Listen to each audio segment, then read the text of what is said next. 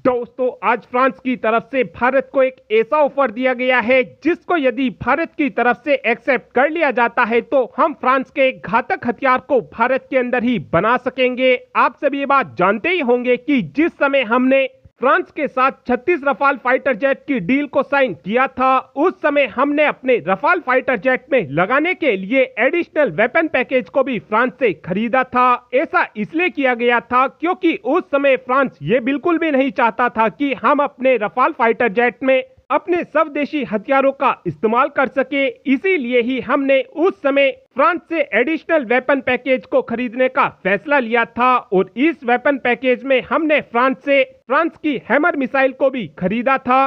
वैसे इस समय देखा जाए तो हैमर एक गाइडेड बॉम्ब है।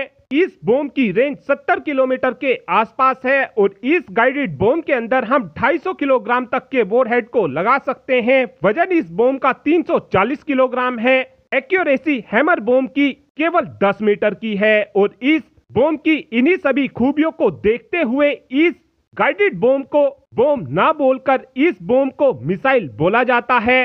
इस समय देखा जाए तो हम हैमर मिसाइल का इस्तेमाल अपने रफाल फाइटर जेट में तो करते ही हैं, साथ में इस मिसाइल का इस्तेमाल हम अपने मिराज 2000, मिग-29 और तेजस फाइटर जेट में भी करते हैं।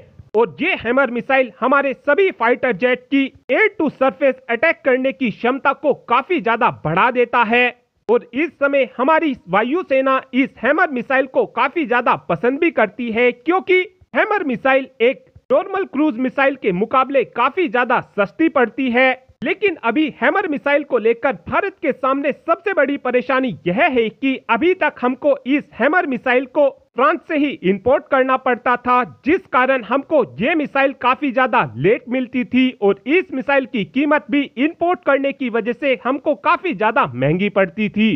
इसी बात को देखते हुए अब फ्रांस ने अपनी हैमर मिसाइल को भारत के अंदर ही बनाने का फैसला लिया है। साथ में फ्रांस की तरफ से भारत को ये ऑफर दिया गया है कि हम हैमर मिसाइल के नेक्स्ट जनरेशन वर्जन को भारत के साथ जॉइंटली डेवलप करना चाहते हैं और इन हैमर मिसाइल को हम भारत के अंदर ही बनाना चाहते हैं। इस समय फ्रांस जो हैमर मिसाइल का अपडेटेड वर्जन बनाकर तैयार करना चाहता है उसकी रेंज 100 किलोमीटर के आसपास होगी और जब हम 100 किलोमीटर रेंज वाली हैमर मिसाइल को भारत के अंदर ही बनाना शुरू कर देंगे, उस समय हमको इन हैमर मिसाइल की कीमत काफी ज्यादा कम पड़ेगी और एक सबसे बड़ा फायदा हमको यह भी होगा कि हमको फिर हैमर मिसाइलों को लेकर फ्रांस के ऊपर निर्भर नहीं रहना पड़ेगा। और अब आप ही कमेंट कर बता सकते हैं कि क्या हमको फ्रांस के साथ मिलकर हैमर मिसाइल के नेक्स्ट जनरेशन वर्जन को बनाकर तैयार करना चाहिए या फिर आपका ये मानना है कि हमको हैमर मिसाइलों को फ्रांस से ही इंपोर्ट करना चाहिए। इस बात का आंसर आप कमेंट बॉक्स में दे सकते हैं। Thanks for watching this video. Have a good day.